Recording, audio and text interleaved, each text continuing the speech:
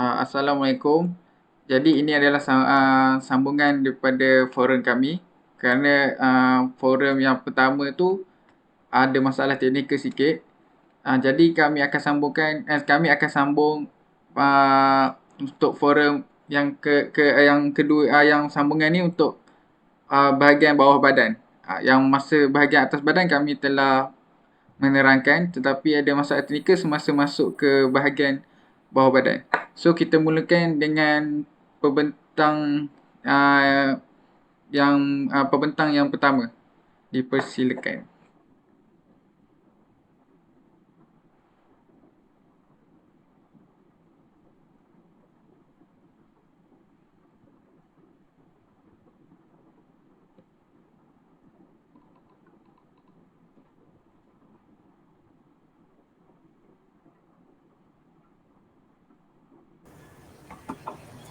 Okey. Assalamualaikum. Sekarang saya akan menceritakan sedikit mengenai otot di bahagian bawah atau dikenali sebagai lower body, iaitu otot yang terpilih ialah hamstring dalam sukan angkat berat.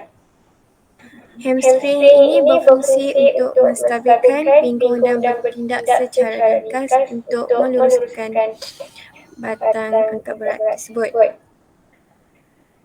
Berlawanan dengan penurunan belakang ini dengan mengandaikan kekuatan hamstring sudah mencukupi bahawa pengangkat dapat mewujudkan keadaan untuk pelaksanaan paling berkesan bagi fasa angkat yang seterusnya, iaitu penciptaan terakhir atau letupan.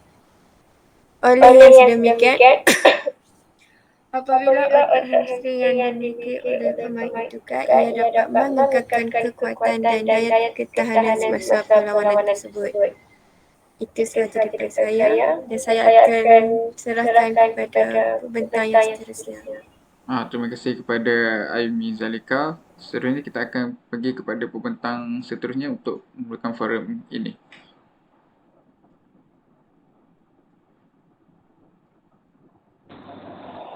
Okey, seterusnya otot adalah otot gastrocnemius, adalah salah satu otot lower body. So fungsi utama otot gastrocnemius adalah untuk melenturkan pergelangan kaki anda. Ini bermakna apabila gastro anda berkontrik pergelangan kaki jari ke bawah semasa berjalan, berlari atau menaiki tangga, otot berfungsi untuk melentur pergelangan kaki dan mendorong anda ke depan.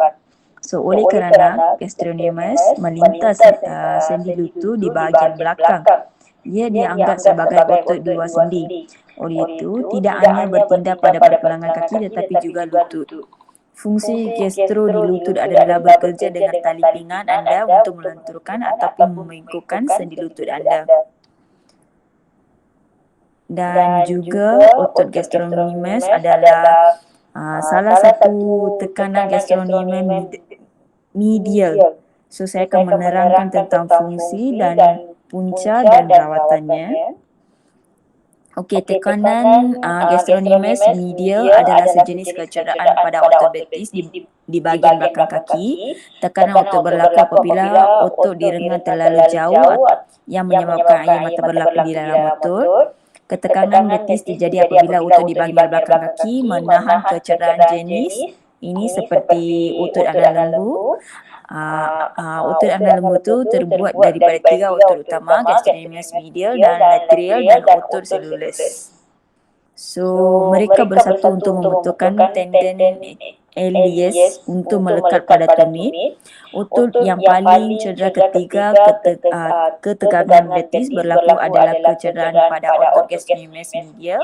Adalah penting untuk menentukan sama ada gastrocnemius itu cedera ataupun perut supaya memberikan rawatan yang sesuai menjaga perulangannya.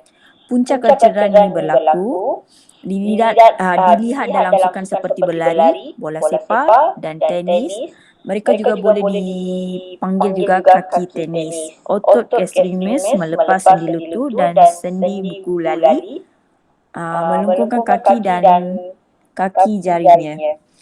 Perubahan mendadak dalam marah ketika berjalan dapat melebih otot dan menyebabkan air mata, terutamanya pada di posisi di mana anda melenturkan pergelangan kaki dan perluaskan lutut pada waktu yang sama.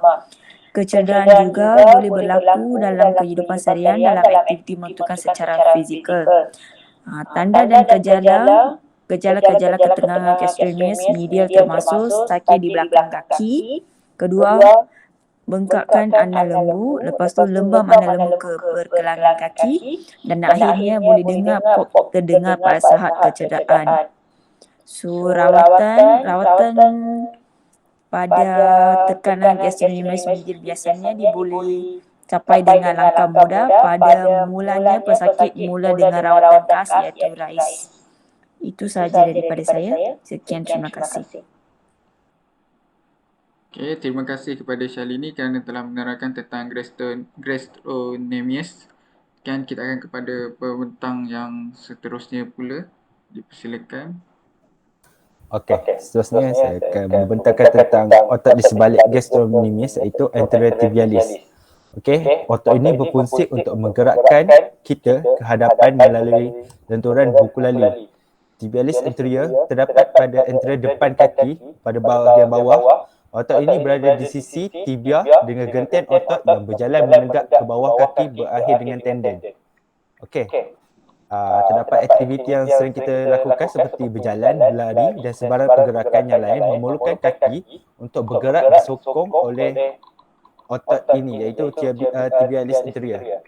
Okey, otot anterior tibialis ini menstabilkan buku lali apabila kaki bersentuhan dengan tanah semasa berjalan, kemudian membantu mengangkat kaki dari tanah. Selain daripada membantu dengan pencupan otot, ia juga penting dalam memegang buku lali pada tempatnya semasa pengucupan isometrik. Oleh itu, buku lali anda dapat dibengkokkan dan jari kaki anda dapat menghala ke atas ketika naikkan kaki dan turun kaki. Okey, oleh itu pergerakan anda lebih stabil dan anda dapat berjalan dengan lancar. Okey, antara kebaikan dalam meningkatkan otot anterior tibialis ini, kita dapat kurangkan risiko kecederaan pada bahagian betis, buku lali dan kaki. Ia juga dapat meningkatkan prestasi olahraga dalam sukan yang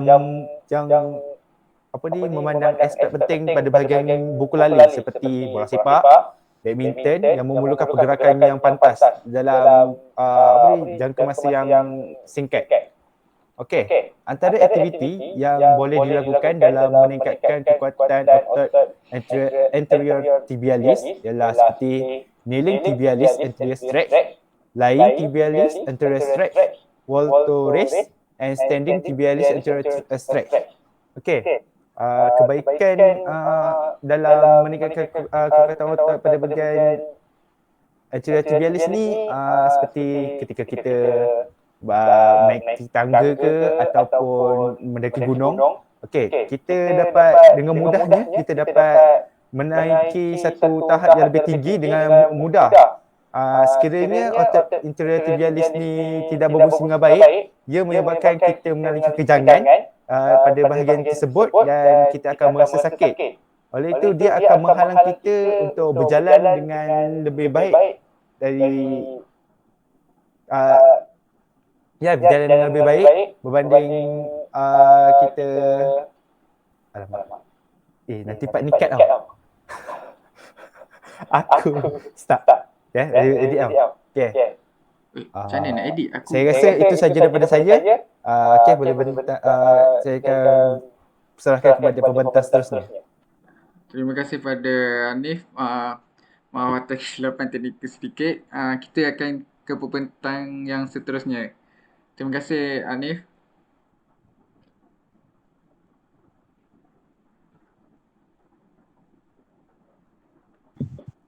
Glutes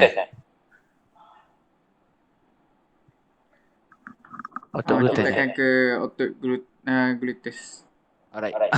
Assalamualaikum dan selamat sejahtera semua. Kita sambung semula dengan otot bahagian lower body So saya memilih otot gluteus. Okey, apa itu gluteus? Okey, gluteus ni adalah otot di bahagian punggung yang besar. Gluteus ni nama panggilan dia nama panggilan ini diberikan kepada tiga set otot, iaitu gluteus yang berasal dari pelvis dan dimasukkan ke dalam femur, iaitu gluteus minimus, gluteus medius dan gluteus maximus. Okey, sebelum tu kalau ada bunyi bising saya minta maaf ya, sebab saya di dekat rumah sewa. So ramai yang tak tidur lagi tu yang bising sikit. Okey, saya teruskan dengan fungsi gluteus. Okey, apa fungsi gluteus? Fungsi gluteus ni ia untuk mengatasi ketidakseimbangan yang ditimbulkan ketidakseimbangan badan. Maksudnya kalau kita tak ada keseimbangan badan, kadang-kadang dia berpunca daripada kecederaan gluteus lah. Macam kalau kita mengalami kecederaan gluteus ni, kita susah nak berjalan. Macam kita jalan jengkit sebab yelah kan bahagian punggung kita tu belah kanan tu tak apa ni? Apa ni saya nak cakap tak sama bentuk dengan kiri. So dia jalan secara yang tidak normal lah. And ia juga untuk keseimbangan untuk atlet berbasikal lah. Lepas tu dia meningkatkan postur, meningkatkan flexibility dan prestasi keseluruhan kita. Kalau kita mempunyai kecederaan gluteus ni, kecederaan dekat punggung ni, kita susah nak perform, kita susah nak buat satu prestasi yang baik. Okay. So kita teruskan dengan apa senaman yang sesuai untuk gluteus. Okay, senaman dia mudah, iaitu squat. Squat boleh buat macam-macam squat, wall squat ke, split squat ke, janji squat. Itu yang paling penting. Yang kedua, deadlift. Deadlift kita boleh gunakan barbell ataupun kita boleh gunakan dumbbell. Ataupun kita memang kena pakai dua tu lah, kita tak boleh buat kosong. Ataupun kalau nak lebih mudah, kita boleh pakai batang pipe. Batang pipe tu kita anggap dia macam barbell. Dia tak ada jisim, dia tak ada berat lah, tapi okey lah kalau kita nak buat, kalau kita baru nak start, kita buat yang asas dulu. Kita pakai barbell, kita pakai barbell kosong ataupun pipe kosong yang tak ada jisim. Okey, yang ketiga, lunges. Lunges ada banyak juga. Lunges Bulgarian split, lunges Bulgarian pun ada. So ni pun okey juga kalau nak pakai barbell ataupun dumbbell pun boleh. Kalau kita pakai barbell atau dumbbell, dah kira full body workout. So kita kira secara jalan terus. Kita dah buat satu badan kita dah kira buat full workout body. Alright, kita teruskan dengan sukan apa yang sesuai untuk gluteus. Okay, antara sukan yang sesuai, yang pertama adalah olahraga, iaitu dari segi pecutan 100 meter, lompat tinggi dan lompat jauh. Macam saya cakap, kalau kita ada kecederaan gluteus, macam mana kita nak berlari? Mesti kita berlari secara sengit kan.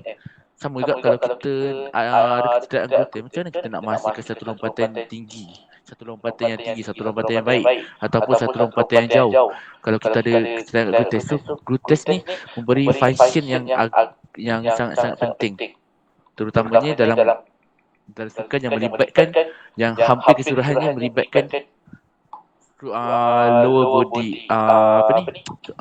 body muscle. Okey. Yang kedua, yang paling penting, ini sukan yang paling penting lah, yang memang kita kena kuasai lah, yang kita kena elakkan daripada kecederaan gluteus, iaitu sukan angkat berat. Kalau kita macam cakap ni, kalau ada masalah kat punggung, macam ni kita nak angkat berat. Sedangkan bila kita nak melakukan, saya ambil contoh sebagai smash. Bila kita nak ambil smash, kita akan sebelum kita nak angkat, kita akan buat squat. Bayangkan kalau kita ada masalah gluteus, kita ada kecederaan gluteus, macam mana kita nak buat squat? Mau tak merana, ni sakitnya. Okey, yang ketiga adalah seni mempertahankan diri. Okey, bila kita nak masa kita nak berlawan, contoh macam silat, taekwondo, kita akan membuat kuda. Kita nak kuda macam kita buat squat, cuma kaki kiri ke hadapan atau bagi kanan ke hadapan. Kita tengok macam mana postur enemy, postur pihak lawan. So bila kita buat kuda, kalau kecederaan gluteus, macam kita nak buat kuda, jadi macam sengit, macam mana kan? So susah. Okey, itu untuk sukan. Okey, adakah otot gluteus ni sesuai untuk kehidupan seharian? Bagi saya sangat-sangat sesuai. Sebab yang pertama ialah pencegahan kecederaan. Supaya kita boleh berjalan dengan baik. Kalau kita ada masalah anggota, kita susah nak berjalan, kita jalan terjongkak-jongkik, kita jalan terjengkik, sakit kan. So kita nak cegah kecederaan. Kalau kita ada kecederaan anggota, dia melibatkan satu badan juga sebab kita susah nak melakukan kerja, kita susah nak bongkok.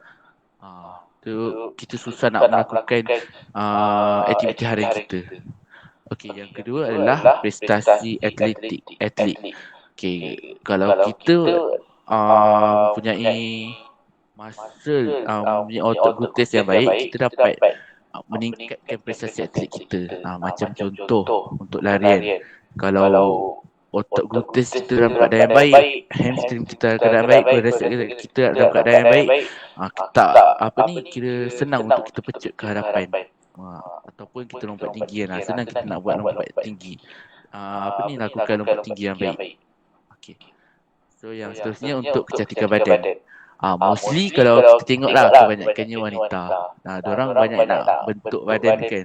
Tapi dalam bentuk badan diorang, apa yang paling susah adalah bahagian gluteus dengan bahagian quadriceps dengan hamstring. Macam mana kita nak kecilkan, macam mana kita nak cantikkan bahagian tu, kita gunalah senaman yang melibatkan otot gluteus ni. Contoh dia squat, macam saya bagi tadi, squat, lunges, deadlift, kita pakai yang tu. Tu untuk kecantikan badan lah. Laki pun sama, laki pun boleh buat juga. Untuk kita besar kita punya peha kan. Wah, nampak otot sikit. Alright, yang seterusnya untuk menstabilkan keseimbangan badan. Kalau kita ada kecederaan gluteus, badan kita tak kena duduk tegak. Maksudnya kita bila kita duduk kursi, kita akan sengit. Kita akan duduk sengit sebab kita ada kecederaan gluteus lah. Maksudnya punggung kita bukan dalam bentuk yang baik. Itu yang masalah ni. So kita bila duduk pun nampak sengit, kita diri pun nampak sengit.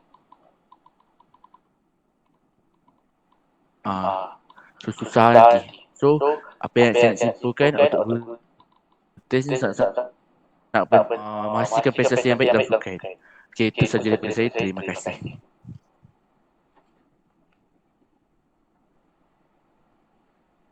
Terima kasih kepada Wak atas penerangan yang sangat jelas tentang otot gluteus.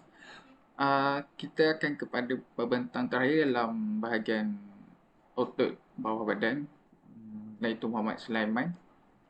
Silakan. Secara keseluruhannya, terdapat banyak manfaat sekiranya kita mengetahui fungsi otot lower body dan upper body, iaitu pada bahagian bawah badan dan bahagian atas badan. Yang pertama, kita dapat mengetahui fungsi otot tersebut, bagaimana ia berfungsi. Seterusnya, kita dapat mengenal pasti senaman yang sesuai dengan otot tersebut. Selain itu, kita dapat mengetahui kesan senaman pada bahagian otot tersebut. Seterusnya, kita mengetahui senaman yang sesuai bagi otot tersebut, kita dapat mengelakkan kecederaan yang serius ketika melakukan senaman. Selain itu, kita dapat menambah ilmu pengetahuan tentang otot lower body dan upper body. Okey, itu sahaja daripada saya. Sekian, terima kasih.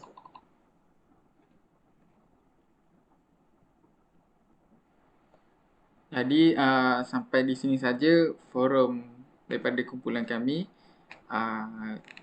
Forum kami ada terdapat dua bahagian, iaitu bahagian pertama tentang anggota otot atas badan dan yang kedua adalah bahagian kedua iaitu otot bawah badan.